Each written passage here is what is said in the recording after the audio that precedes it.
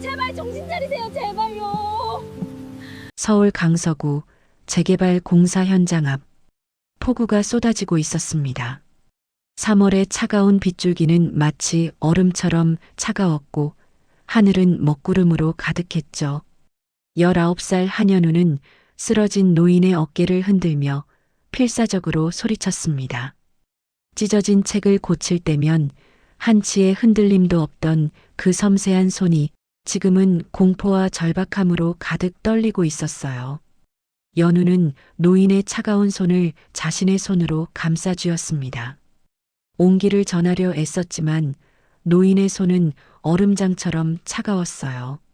체온이 점점 떨어지고 있었습니다. 안 돼. 이러시면 안 돼요.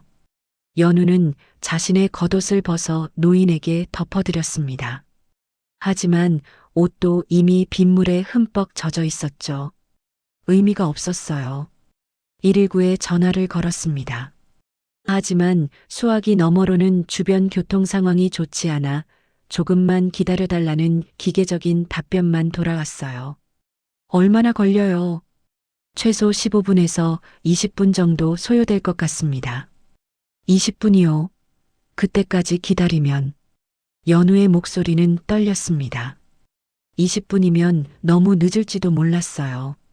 노인의 얼굴은 점점 더 창백해지고 있었고 입술은 파랗게 질려 있었습니다. 연우는 주변을 둘러보았습니다. 공사 현장 펜스, 쌓여있는 건축 자재, 진흙탕. 사람의 그림자는 보이지 않았어요. 이른 아침 시간이라 인적이 드물었습니다. 도로를 바라보았죠. 차들은 빗속을 헤치며 물보라를 일으키며 지나갔지만 아무도 멈추지 않았습니다.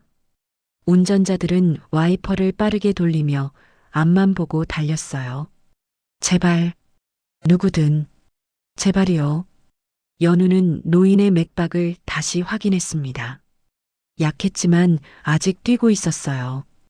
호흡도 미약하게나마 이어지고 있었습니다. 포기하면 안 돼. 절대 포기하면 안 돼.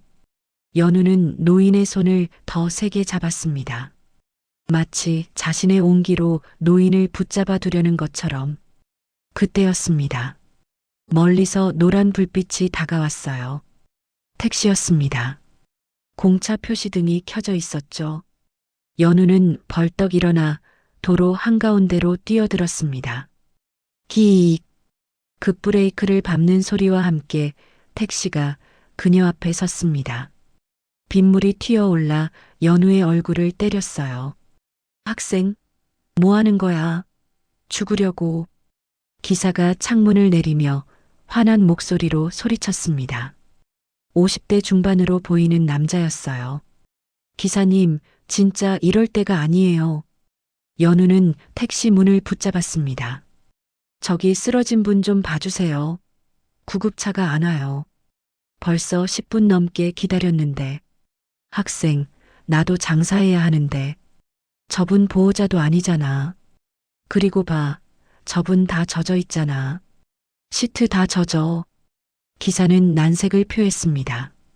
당연한 반응이었죠. 누가 젖은 사람을 차에 태우고 싶겠어요. 제가 세탁비 다 드릴게요. 제발요. 학생, 그게 문제가 아니라. 그럼 이거라도. 연우는 재빨리 자신의 겉옷을 벗었습니다. 이미 젖어 있었지만 그래도 안 하는 것보다는 나았어요. 뒷좌석 문을 열고 시트에 겉옷을 깔았습니다. 이걸로라도 안 될까요? 제가 세탁비 다 드릴게요. 클리닝 비용 전부 제가 낼게요. 연우는 울먹이며 말했습니다. 눈물인지 빗물인지 모를 것들이 얼굴을 타고 흘러내렸어요. 기사는 백미러로 쓰러진 노인을 바라보았습니다. 그리고 연우의 얼굴을 다시 보았어요. 19살 소녀의 절박한 표정. 아이고. 기사는 한숨을 쉬며 차에서 내렸습니다. 빨리 같이 옮기자. 감사합니다. 정말 감사합니다. 연우와 기사는 함께 노인을 부축했습니다. 이른이 훌쩍 넘어 보이는 백발의 노신사. 정장 차림이었지만 온몸이 젖어 있었어요. 무거웠습니다. 하나, 둘, 셋. 둘이서 노인을 뒷좌석에 실었습니다. 노인의 머리를 조심스럽게 받치고 다리를 접어 넣었어요. 연우는 노인 옆에 앉아 노인의 상체를 자신의 무릎에 기댔습니다. 기사님, 빨리요. 제발요. 알았어, 알았어. 어느 병원? 강서구 중앙병원 응급실이요. 택시는 빗속을 가르며 달리기 시작했습니다. 택시 안에서 연우는 재빨리 119에 다시 전화를 걸었습니다. 여보세요. 저 아까 신고했던 사람인데요. 지금 택시 타고 병원으로 가고 있어요. 네, 확인했습니다. 현재 위치가 강서구 공항대로에서 중앙병원 쪽으로 이동 중이에요. 연우는 노인의 상태를 계속 체크했습니다. 맥박, 호흡, 체온. 손으로 노인의 목에 손가락을 대고 맥박을 세었어요. 환자분 상태가 어떠세요? 맥박이 약해요. 1분에 한 40회 정도? 호흡도 불규칙하고요. 체온이 많이 떨어진 것 같아요. 손발이 너무 차가워요. 알겠습니다. 병원에 미리 연락하겠습니다. 최대한 빨리 이동하세요. 네, 감사합니다. 연우는 전화를 끊고 노인을 바라보았습니다. 할아버지, 조금만 버티세요. 곧 도착해요. 조금만요. 연우는 노인의 손을 꼭 잡고 계속 말을 걸었습니다. 의식을 잃은 사람에게는 계속 말을 걸어야 한다고 어디서 들었거든요. 할아버지, 저는 한연우라고 해요. 19살이에요. 보건가가 되고 싶어요. 오래된 책이랑 문서 같은 거 고치는 사람이요. 대답은 없었습니다. 하지만 연우는 계속 말했어요. 오늘 시험 보러 가는 길이었어요. 대학 입시 시험. 근데 할아버지 보고 그냥 지나칠 수가 없었어요. 기사가 백미러로 연우를 바라보았습니다. 학생, 시험이었어? 네. 근데 괜찮아요. 사람이 더 중요하잖아요. 아이고, 그런 중요한 시험을. 괜찮아요, 기사님. 다시 보면 돼요. 연우는 애써 웃으며 말했습니다. 하지만 가슴은 무너지고 있었어요. 가방 속에서 수험표가 보였습니다. 이미 물에 젖어 구겨져 있었어요. 연우는 수험표를 꺼냈습니다. 한국보건예술대학교 수험표, 수험번호 26-428. 사진 속 연우는 환하게 웃고 있었습니다. 한 달 전에 찍은 사진이었어요. 보건가가 되겠다는 꿈으로 가득했던 얼굴. 하지만 지금 수험표는 젖어서 글자가 번지고 있었습니다. 사진도 물기로 얼룩졌어요. 심박수가 느려지고 있어요. 연우는 다급하게 말했습니다. 노인의 맥박이 점점 더 약해지고 있었어요. 기사님, 더 빨리 갈 수 있어요. 최대한 빨리 가고 있어. 택시는 속도를 높였습니다. 빗속을 뚫고 달렸어요. 할아버지, 조금만요. 거의 다 왔어요. 포기하시면 안 돼요. 연우는 노인의 손을 더 세게 잡았습니다. 마치 자신의 온기로 노인을 이 세상에 붙들어 두려는 것처럼. 다 왔다? 택시가 병원 응급실 입구에 급정거했습니다. 연우와 기사는 재빨리 노인을 끌어안고 밖으로 나왔어요. 여기요. 환자 있어요. 연우가 소리쳤습니다. 응급실 입구에 대기하고 있던 의료진이 달려왔어요. 간호사 2명이 들것을 가지고 왔고 의사가 노인의 상태를 빠르게 체크했습니다. 맥박 약함, 호흡 불규칙, 저체온 의심. 빨리 안으로. 네. 의료진은 노인을 들것에 옮겨 실었습니다. 그리고 빠르게 응급실 안으로 사라졌어요. 연우는 그 뒤를 따라가려다가 멈췄습니다. 간호사가 손을 내밀며 막았거든요. 학생, 보호자세요? 아니요. 길에서 쓰러지신 분을. 그럼 여기서 기다려주세요. 보호자 오시면 연락드릴게요. 네. 연우는 복도에 주저앉았습니다. 온몸에 힘이 빠졌어요. 긴장이 풀리면서 몸이 후들후들 떨렸습니다. 젖은 옷 때문에 추웠습니다. 물이 뚝뚝 떨어져 바닥에 웅덩이를 만들었어요. 운동화도 흠뻑 젖어 있었죠. 연우는 가방을 열었습니다.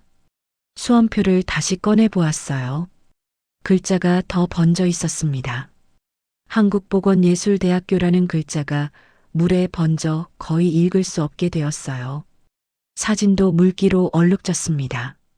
연우는 핸드폰을 꺼내 시간을 확인했습니다. 오전 10시 15분. 시험 시작 시간은 9시 30분이었어요. 입실 마감 시간은 9시 20분. 이미 1시간 가까이 지났습니다. 1교시 실기 시험은 90분이었습니다. 지금쯤 수험생들은 절반쯤 문제를 풀고 있을 거예요. 연우가 그토록 준비했던 보건 실기 시험. 연우는 바닥을 바라보았습니다. 젖은 운동화가 보였어요. 엄마가 작년 생일에 사준 운동화였습니다. 연우야, 이 신발 신고 대학교까지 달려가. 엄마의 목소리가 귓가에 맴돌았습니다. 하지만 지금 그 운동화는 진흙과 빗물로 더러워져 있었어요. 그리고 연우는 대학이 아니라 병원 복도에 앉아 있었습니다. 엄마. 연우의 눈에서 눈물이 흘러내렸습니다. 참았던 눈물이 한꺼번에 쏟아졌어요. 3년. 고등학교 1학년 때부터 준비했던 꿈이었습니다. 매일 새벽 5시에 일어나 공부했어요. 보건 기법을 외우고 종이의 재질을 구분하는 법을 배우고 오래된 책을 직접 고쳐보며 연습했습니다. 엄마가 야간 근무를 늘려 모아준 돈으로 학원도 다녔어요. 주말에는 박물관과 도서관을 돌아다니며 실제 보건 작업을 관찰했습니다. 포트폴리오도 만들었어요. 18세기 조선시대 서적 보건 사례, 일제강점기 신문 보건 작업, 6.25 전쟁 때 훼손된 가족사진 보건 프로젝트, 6개월 동안 밤낮으로 작업했던 결과물들, 그 모든 것이 물에 젖은 수험표와 함께 흐려지고 있었습니다. 학생, 뒤에서 목소리가 들렸습니다. 택시 기사였어요. 괜찮아? 네. 연우는 얼른 눈물을 닦았습니다. 택시비 드려야죠. 연우는 가방에서 지갑을 꺼냈습니다. 젖은 지갑을 열자 돈이 보였어요. 3만 원. 이번 주 생활비 전부였습니다. 엄마가 야간 근무를 마치고 돌아오며 쥐어준 돈이었어요. 이번 주 용돈이야. 아껴 써라 딸. 간식도 사 먹고. 엄마의 목소리가 떠올랐습니다. 기사님 얼마예요? 2만 5천 원인데. 기사는 연우의 표정을 보며 말을 멈췄습니다. 학생, 시험은 괜찮아? 못 봤어요. 뭐? 시험 시간 다 지났어요. 이제 못 봐요. 연우의 목소리는 떨렸습니다. 기사는 한동안 말이 없었습니다. 그리고 난처한 표정을 지었어요. 학생, 미안하다. 나도 몰랐어. 아니에요. 제 선택이었어요. 연우는 3만 원을 모두 기사에게 내밀었습니다. 여기 있어요. 세탁비도 여기 포함된 거예요. 시트 클리닝 하시면. 학생, 이건 받으세요. 제가 부탁드린 거니까요. 연우는 다시 한번 돈을 내밀었습니다. 기사는 망설이다가 돈을 받았어요. 고맙다 학생. 정말 착하구나. 기사는 돈을 받으며 복잡한 표정을 지었습니다. 미안함, 안타까움, 존경. 여러 감정이 뒤섞인 표정이었어요. 학생, 이름이 뭐야? 한연우요. 연우. 좋은 이름이다. 연우야, 너 정말 대단한 아이야. 오늘 한 일 절대 잊지 마. 기사는 그렇게 말하고 돌아섰습니다. 하지만 몇 걸음 가다가 다시 돌아왔어요. 연우야, 이거. 기사는 주머니에서 5천 원을 꺼냈습니다. 거스름 돈 가지고 있어. 밥이라도 사 먹어. 아니에요. 괜찮아요. 받아. 아저씨 마음이야. 기사는 연우의 손에 돈을 쥐어주고 서둘러 나갔습니다. 뭔가 더 말하면 울 것 같아서 서둘러 나간 거였어요. 연우는 손안에 5천 원을 바라보았습니다. 구겨진 지폐였어요. 그리고 다시 눈물이 났습니다. 택시로 돌아온 기사는 한동안 운전대를 붙잡고 있었습니다. 저 아이가 시험을 포기했다고? 기사는 뒷좌석을 바라보았어요. 시트는 젖어 있었지만 그게 중요한 게 아니었습니다. 대학 입시 시험을 나 때문에, 아니, 자기 때문이 아니었어요. 노인을 살리기 위해서였죠. 하지만 그래도 마음이 무거웠습니다. 기사는 블랙박스를 확인했습니다. 오늘 아침의 영상이 고스란히 녹화되어 있었어요.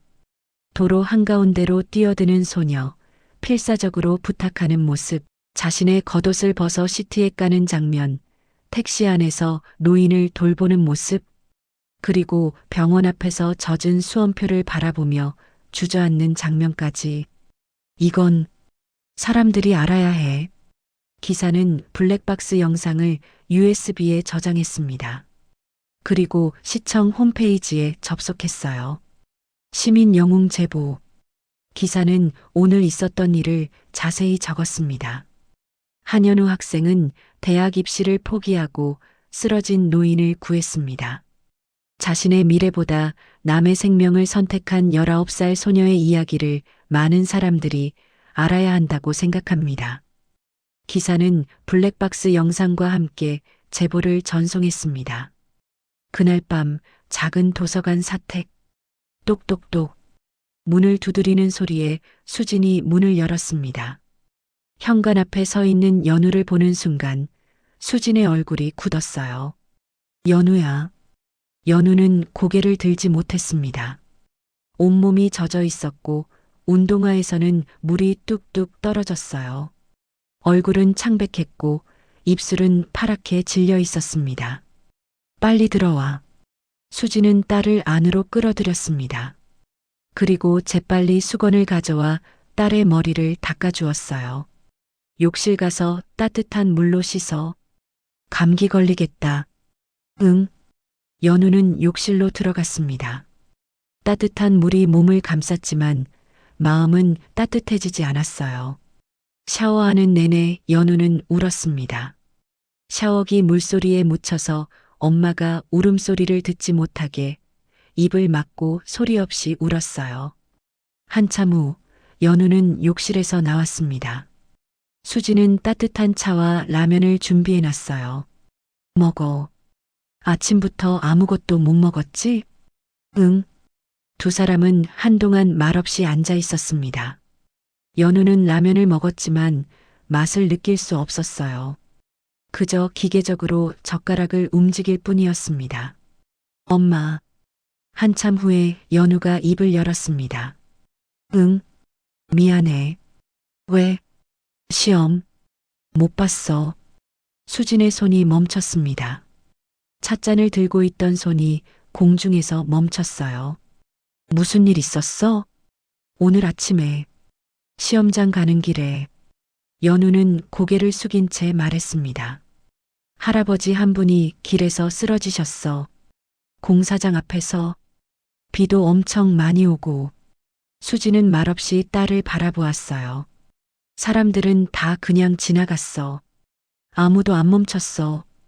119에 전화했는데 20분 걸린대. 그래서 택시를 세워서 병원까지. 연우의 목소리가 떨렸습니다. 그러다 보니 시험 시간이 1시간 넘게 지났어. 이제 못 봐. 엄마가 그렇게 고생해서 모아준 돈인데. 야간 근무까지 늘려가면서 주말에도 일하시면서. 연우는 가방에서 텅 빈 지갑을 꺼냈습니다. 엄마가 준 돈도 다 썼어. 택시비로. 세탁비까지 드려야 해서. 연우는 엄마 앞에 무릎을 꿇었습니다. 미안해, 엄마. 정말 미안해. 3년 동안 준비한 거 다 날렸어. 엄마가 이번 주에 준 돈도 다 써버렸어. 미안해. 연우는 바닥에 이마를 댔습니다. 눈물이 바닥에 떨어졌어요. 수지는 한동안 말이 없었습니다. 그리고 천천히 자리에서 일어나 딸에게 다가갔어요. 일어나. 수지는 딸의 어깨를 잡고 일으켰습니다. 무릎 꿇지 마. 절대로. 하지만 엄마. 연우야. 수지는 딸의 얼굴을 두 손으로 감싸 쥐었습니다. 연우야, 엄마가 왜 내 학비를 모으는 줄 알아? 수진의 눈에서 눈물이 흘러내렸습니다. 내가 보건가가 되길 바라서? 아니야. 그것만이 아니야. 수지는 딸을 꼭 안았어요. 엄마가 진짜 바라는 건 내가 좋은 사람으로 자라는 거야. 따뜻한 마음을 가진 사람. 남의 아픔을 내 아픔처럼 느낄 수 있는 사람. 엄마. 연우야, 내가 고치는 책들도 중요해. 오래된 역사를 보존하는 것도 의미 있는 일이지. 하지만 세상에서 제일 소중한 건 사람이야. 수지는 딸의 등을 토닥였어요. 넌 오늘 그 사람의 인생을 복원한 거야. 부서져가던 생명을 다시 이어붙인 거지. 그게 진짜 복원이야. 하지만 시험은 다시 보면 돼. 1년 후에, 2년 후에, 언제든. 하지만 그 할아버지의 생명은 오늘 내가 아니었으면 끝이었을 거야. 수지는 딸의 얼굴을 마주 보았습니다. 연우야, 엄마는 내가 자랑스러워. 정말 자랑스러워. 엄마가 그렇게 고생한 거는. 그래, 엄마가 고생했지. 야간 근무하고 주말에도 일하고 힘들었어. 하지만 알아? 오늘 내가 한 일을 듣는 순간 그 모든 고생이 보상받은 것 같았어. 수지는 딸을 더 세게 안았어요. 엄마가 돈을 모은 건 내가 실력 있는 보건가가 되길 바래서야. 하지만 그보다 더 중요한 건 착한 마음이야. 따뜻한 사람이 되는 거야. 연우야, 찢어진 책은 다시 붙일 수 있어. 시간이 걸려도 고칠 수 있지. 하지만 죽은 사람은 다시 살릴 수 없어. 오늘 내가 한 선택, 그게 옳은 거야. 연우는 엄마 품에서 소리내어 울었습니다. 참았던 눈물이 터져 나왔어요. 엄마, 미안해. 고마워. 울어. 많이 울어. 힘들었지? 응. 너무 힘들었어. 그래, 다 털어내. 모녀는 좁은 거실에서 서로를 껴안고 한없이 울었습니다. 41살 엄마와 19살 딸. 두 사람은 오랫동안 그렇게 서로를 안고 있었어요. 작은 거실에는 책 냄새가 가득했습니다. 수진이 도서관에서 가져온 낡은 책들, 연우가 복원 연습을 하던 오래된 서적들. 그 책들 사이에서 모녀는 서로를 위로했어요. 한참 후 연우가 물었습니다. 엄마, 진짜 괜찮아? 진짜로? 응. 엄마는 괜찮아. 1년 더 기다려야 하는데. 기다릴 수 있어. 엄마는 얼마든지 기다릴 수 있어. 수지는 딸의 머리를 쓰다듬었습니다. 연우야, 엄마가 하나만 약속해 줄래? 뭐? 오늘 한 선택 후회하지 마. 절대로. 내가 한 일은 정말 훌륭한 일이야. 그거 꼭 기억해. 응. 그리고 내년에 다시 시험 보자. 엄마가 또 모을게. 괜찮아. 엄마. 고마워. 뭐가 고마워? 엄마니까. 수지는 딸을 다시 안았습니다. 그날 밤 모녀는 함께 잠들었어요. 좁은 방에서 서로를 꼭 안고 연우는 엄마 품에서 처음으로 편안하게 잠들 수 있었습니다. 3일 후 링링링 이른 아침 전화벨이 울렸습니다. 수진이 전화를 받았어요. 여보세요? 한연우 학생 어머님이신가요? 네, 그런데요. 저는 강서구청 시민소통과 김민수입니다.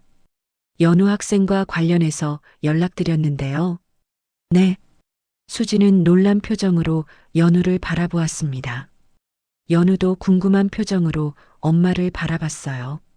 전화 통화가 끝난 후 수지는 연우에게 말했습니다. 연우야, 구청에서 전화 왔어. 구청이요? 왜요? 내가 시민 영웅상을 받게 됐대. 네. 연우는 눈이 휘둥그레졌습니다. 택시 기사분이 블랙박스 영상을 구청에 제보했대. 내가 시험 포기하고 노인 구한 거. 그게 뉴스에도 나갔고. 뉴스요. 수지는 핸드폰으로 뉴스 기사를 검색했습니다. 그리고 연우에게 보여줬어요. 대학 입시 포기하고 노인 구한 19세 소녀, 시민 영웅으로 선정. 기사에는 블랙박스 영상 캡처 사진이 첨부되어 있었습니다. 빗속에서 노인을 부축하는 연우의 모습, 택시 안에서 노인을 돌보는 장면, 댓글이 수백 개 달려 있었어요. 이런 학생이 진짜 영웅이다. 대학 입시를 포기하다니. 정말 대단하다. 요즘 이런 청소년이 있다는 게 감동이다. 이 학생 대학은 특별 전형으로라도 보내줘야 한다. 연우는 핸드폰 화면을 멍하니 바라보았습니다. 엄마, 이게 뭐야? 연우야, 사람들이 내 이야기를 알게 된 거야. 그날부터 연우의 일상은 완전히 바뀌었습니다. 동네 사람들이 연우를 보면 인사했어요. 연우야, 뉴스 봤어. 정말 대단하더라. 우리 동네에 이런 영웅이 있었네. 학교에서도 난리였습니다. 담임 선생님이 연우를 불렀어요. 연우야, 정말 자랑스럽다. 선생님이 20년 교사 생활하면서 이런 학생은 처음이야. 친구들도 연우를 다르게 보기 시작했습니다. 연우야, 너 진짜 대단하다. 나였으면 못했을 거야. 하지만 연우는 여전히 혼란스러웠어요. 자신이 한 일이 그렇게 대단한 일인지 실감이 나지 않았습니다. 같은 시각 병원 VIP 병실. 회장님, 정신 차리셨습니까? 비서실장이 다급하게 물었습니다. 오태섭이 천천히 눈을 떴어요. 여기가 병원입니다, 회장님. 심장마비로 쓰러지셨습니다. 오태섭은 천장을 바라보았습니다. 형광등 불빛이 눈부셨어요. 내가 얼마나 누워 있었나? 일주일입니다. 일주일. 오태섭은 기억을 더듬었습니다. 공사 현장 시찰을 가던 중이었어요. 갑자기 가슴이 조이며 쓰러졌던 기억. 그리고 빗속에서 누군가 자신을 흔들던 목소리. 할아버지 일어나세요. 제발요. 소녀의 목소리였습니다. 나를 누가 구했나? 한연우라는 학생입니다. 19세 여학생이고요. 비서실장은 태블릿을 꺼내 뉴스 기사를 보여줬습니다. 이 학생이 회장님을 발견하고 택시를 세워 병원까지 모셨습니다. 덕분에 골든타임을 지켜 생명을 건지셨고요. 오태섭은 기사를 읽었습니다. 그리고 사진을 보았어요. 단발머리, 또렷한 눈빛의 소녀. 이 아이가, 네, 이 학생은 대학 입시 시험을 포기하고 회장님을 구했습니다. 시험 당일 아침이었습니다. 하지만 회장님을 구하느라 시험을 못 봤고요. 오태섭은 기사를 다시 읽었습니다. 자세히, 천천히. 한연우 학생은 3년간 준비한 보건예술대학 입시를 포기하고 노인을 구했다. 어머니 한수진 씨와 단둘이 살며. 오태섭의 손이 멈췄습니다. 한수진. 네. 회장님? 이 아이 어머니 이름이 한수진? 네, 그렇습니다. 오태섭의 얼굴이 창백해졌습니다. 손이 떨리기 시작했어요. 더 자세히 조사해. 지금 당장. 네. 무엇을요? 이 아이 어머니. 한수진. 나이, 직업, 거주지. 전부 다 알아와. 알겠습니다. 비서실장이 나간 후 오태섭은 천장을 바라보았습니다. 한수진. 설마 19년 전 집을 나간 딸의 이름이 한수진이었습니다. 이틀 후 회장님 조사 결과 나왔습니다. 비서실장이 서류를 건넸습니다. 오태섭은 떨리는 손으로 서류를 받아들었어요. 한수진, 만 41세, 서울시 관악구 신림동 거주, 직업 도서관 사서, 가족관계 딸 한현 59세와 2인 가족. 오태섭은 서류를 덮었습니다. 가슴이 두근거렸어요. 내 딸이다. 19년 전 집을 나간 딸. 결혼을 반대했던 그 딸. 회장님, 괜찮으십니까? 아니, 괜찮아. 오태섭은 심호흡을 했습니다. 내가 직접 가야겠어. 네. 회장님, 아직 몸 상태가 괜찮아. 내가 직접 가서 감사 인사를 해야 해. 하지만 준비해. 오늘 당장. 오태섭은 침대에서 일어났습니다. 비서실장이 부축했어요. 수진아, 정말 내 딸이 날 구한 거니? 오태섭은 창밖을 바라보았습니다. 19년 만에 딸을 만나게 될 거라는 생각에 가슴이 두근거렸어요. 하지만 동시에 두려웠습니다. 자신을 봤을 때 딸이 어떤 반응을 보일지, 나를 용서해 줄까? 다음 날 오후 검은색 벤츠 2대가 좁은 골목에 들어섰습니다. 낡은 단독주택들 사이로 도서관 사택이 보였어요. 동네 아이들이 고급차를 신기하게 바라보았습니다. 저 차 얼마짜리야? 엄청 비싸 보인다. 오태섭은 천천히 차에서 내렸습니다. 76살의 노구, 지팡이를 짚고 있었어요. 비서실장이 부축하려 했지만 오태섭은 손을 내저었습니다. 괜찮아. 혼자 갈 수 있어. 오태섭은 연우가 사는 집 앞으로 걸어갔습니다. 낡은 대문, 좁은 마당. 19년 전 딸이 살던 저택과는 너무 달랐어요. 내가 이렇게 만든 건가? 오태섭은 깊이 숨을 들이마셨습니다. 그리고 문을 두드렸어요. 똑똑똑. 안에서 발소리가 들렸습니다. 네, 누구세요? 문이 열렸어요. 그 순간 세상이 멈췄습니다. 수진아. 오태섭의 얼굴이 창백해졌어요. 손이 떨렸습니다. 지팡이를 놓칠 뻔했어요. 문 앞에 서 있던 여자 역시 표정이 굳어 있었습니다. 41살 한수진. 수수한 옷차림. 도서관 사서로 살아온 세월이 고스란히 느껴지는 모습이었죠. 아버지. 수진의 목소리는 가늘게 떨렸습니다. 19년 만이었어요. 엄마, 누구세요? 안쪽에서 연우가 나왔습니다. 그녀는 오태섭을 보자 눈이 휘둥그레졌어요.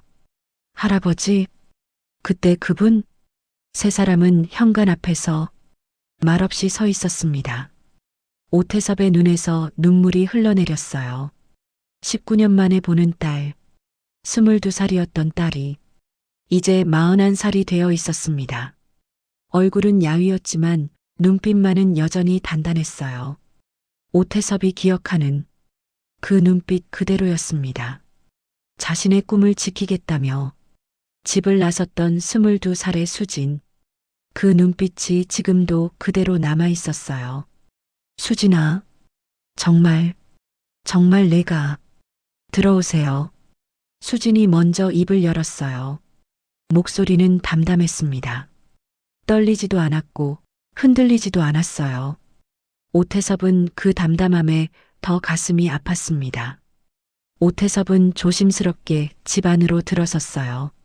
작은 거실, 오래된 소파, 책장 가득한 책들. 낡았지만 정갈하게 정리되어 있었습니다. 건설사 회장인 그가 기억하는 딸의 공간과는 너무 달랐어요. 19년 전 수지는 넓은 방에서 살았습니다. 최신 가구, 고급 침대, 큰 책상. 하지만 지금 수진이 사는 곳은 그때와는 비교할 수 없을 만큼 작고 낡았어요. 앉으세요. 수진이 차를 내왔습니다. 보리차였어요. 오태섭은 찻잔을 받아들고는 한참을 말없이 바라보았습니다. 76평생 수많은 협상 테이블에 앉았지만 이렇게 손이 떨리는 건 처음이었죠. 수진아, 내가 아버지를 구한 게 제 딸이라니 운명이 참 얄궂네요. 수진의 목소리에는 원망이 없었습니다. 그저 담담할 뿐이었어요. 19년 동안 찾으려 하지 않으셨죠? 오태섭은 대답하지 못했습니다. 제가 22살 때였어요. 수진은 차를 한 모금 마셨어요. 아버지 회사에서 인턴으로 일하던 중에 청계천 근처 오래된 건물을 철거하게 됐죠. 일제강점기 때 지어진 적산가옥이었어요. 기억한다. 낡았지만 역사적 가치가 있었어요. 목조 구조도 특이했고 당시 건축 기법을 그대로 보존하고 있었죠. 저는 그 건물을 복원하자고 건의했어요. 수지는 창밖을 바라보았습니다. 하지만 아버지는 제 의견을 묵살하셨죠. 낡은 건 부수고 새로 짓는 게 발전이다. 과거에 매달리는 건 시간 낭비다. 그렇게 말씀하셨어요. 오태섭은 기억했습니다. 그때 자신은 딸의 제안을 비웃었어요. 그 건물 복원하는데 얼마나 걸리는데? 6개월? 1년? 그 시간에 새 건물 짓는 게 훨씬 낫다. 수진아, 넌 아직 세상 물정을 모르는구나. 그때 했던 말들이 떠올랐어요. 그때 저는 깨달았어요. 아버지와 저는 세상을 보는 방식이 너무 달랐다는 걸. 그래서 회사를 그만뒀죠. 수진아. 그리고 복원가가 되겠다고 했어요. 대학원에 진학해서 문화재 복원을 전공하겠다고 아버지께 지원서를 보여드렸죠. 수진의 목소리가 조금 떨렸습니다. 하지만 아버지는 오태섭은 그날을 선명하게 기억했습니다. 19년 전 그날 수진이 대학원 지원서를 들고 왔을 때 아버지, 이거 봐주세요. 제가 문화재 복원 대학원에 지원하려고. 뭐? 문화재 복원? 오태섭은 서류를 받아들었습니다. 그리고 읽었어요. 자기소개서에는 이렇게 적혀 있었습니다. 부서진 것에도 가치가 있습니다. 그것을 복원하는 일은 새로 짓는 것만큼이나 중요합니다. 저는 복원가가 되어 우리가 잃어버린 것들을 되찾고 싶습니다. 오태섭은 그 글을 읽고 비웃었습니다. 수진아, 이게 뭐 하는 짓이야? 내 눈에 흙이 들어오기 전엔 내 딸이 이딴 일하는 거 못 봐. 아버지, 하지만 낡은 거나 고치고 다니는 게 뭐가 자랑이야? 내가 평생 뭘 하며 살았는데 새 빌딩 짓고 새 아파트 짓고 그게 발전이야. 발전. 아버지는 새로 지으시는 분이고 저는 복원하고 싶은 사람이에요. 그만해. 오태섭은 서류를 찢었습니다. 딸 앞에서 찢었어요. 비리리릭. 서류가 찢어지는 소리. 수지는 그 소리를 들으며 굳어 있었습니다. 내 딸이 낡은 걸 고치는 일을 하게 둘 수 없어. 절대로. 알겠어요, 아버지. 수지는 찢어진 서류를 주었습니다.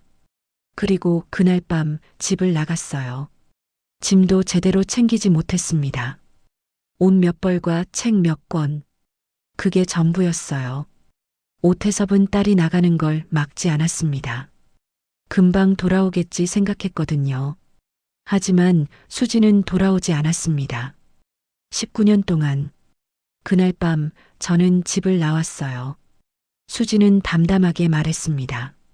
아버지가 인정하지 않는 꿈이라면 제 힘으로 이루겠다고 생각했죠. 하지만 쉽지 않았어요. 돈도 없고 갈 곳도 없었어요.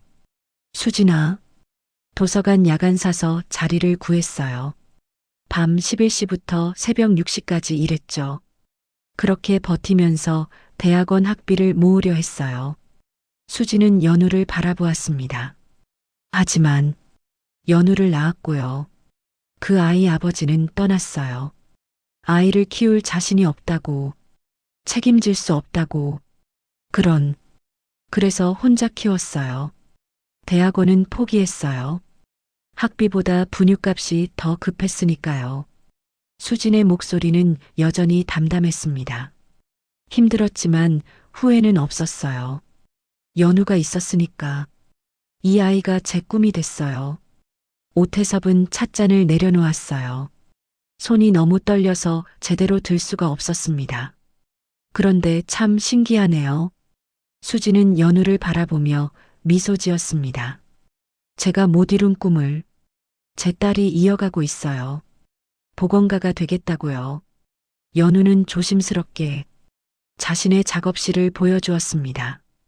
복원한 책들, 오래된 사진첩, 낡은 문서들. 오태섭은 그것들을 하나하나 바라보았어요. 딸이 한때 빛나던 눈빛이 손녀에게 그대로 있었습니다.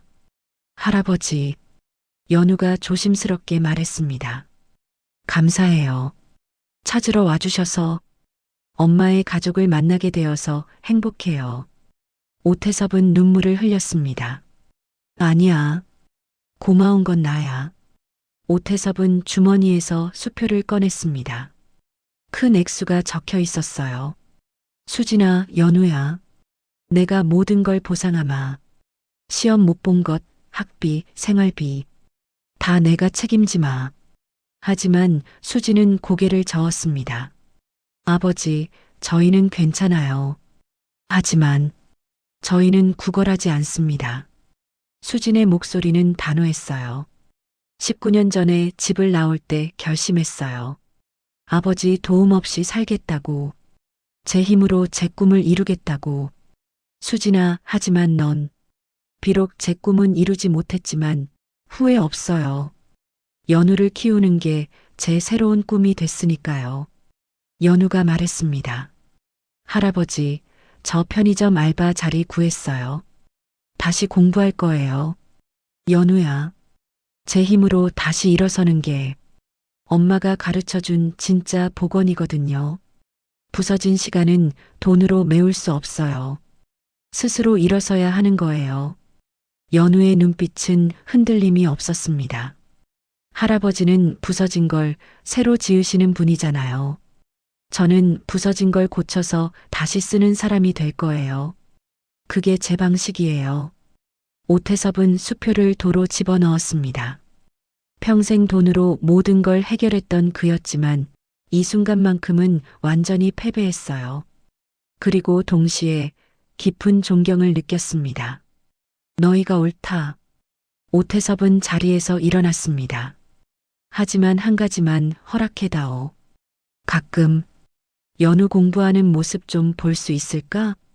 할아버지가 손녀 응원하는 것 정도는.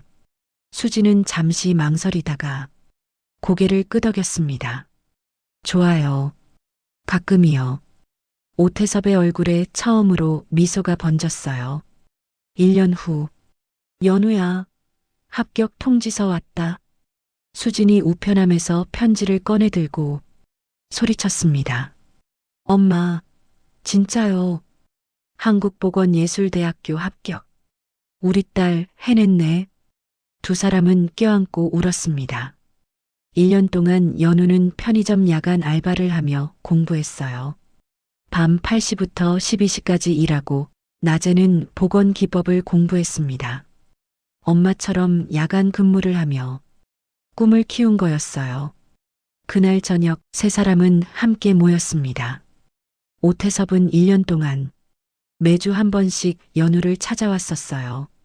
처음에는 어색했지만 시간이 지나면서 점점 가까워졌습니다.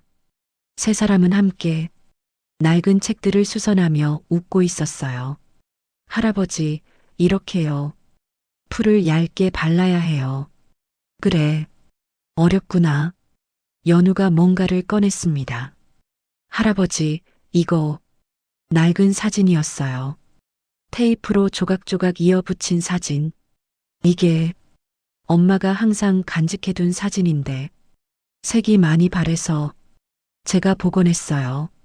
사진 속에는 어린 수진과 오태섭이 함께 웃고 있었습니다. 이게 이게 남아 있었구나. 오태섭의 눈에서 눈물이 흘러내렸습니다. 연우는 할아버지 손을 잡았습니다. 엄마가 가르쳐 주셨어요. 부서진 마음도 종이처럼 붙일 수 있다고. 포기하지 않으면요. 오태섭은 딸을 바라보았습니다. 수진도 미소 지으며 아버지를 바라보았어요. 수진아, 미안하다. 정말, 이제 괜찮아요, 아버지. 세 사람은 서로를 안았습니다. 창밖으로 봄 햇살이 비치고 있었어요. 1년 전 그날의 차가운 빗줄기와는 달리 따뜻한 봄 햇살이었습니다. 차가운 비가 내리던 날, 소녀가 건넨 건 단순한 도움이 아니었습니다. 그것은 끊어졌던 가족의 시간을 잇는 가장 따뜻한 접착제였죠. 부서진 것들은 다시 붙일 수 있습니다. 찢어진 종이처럼, 깨진 그릇처럼, 그리고 멀어진 가족처럼. 시간이 걸려도 포기하지 않으면 19살 소녀가 젖은 운동화로 달린 그 길이 결국 세 사람을 하나로 이어주었습니다.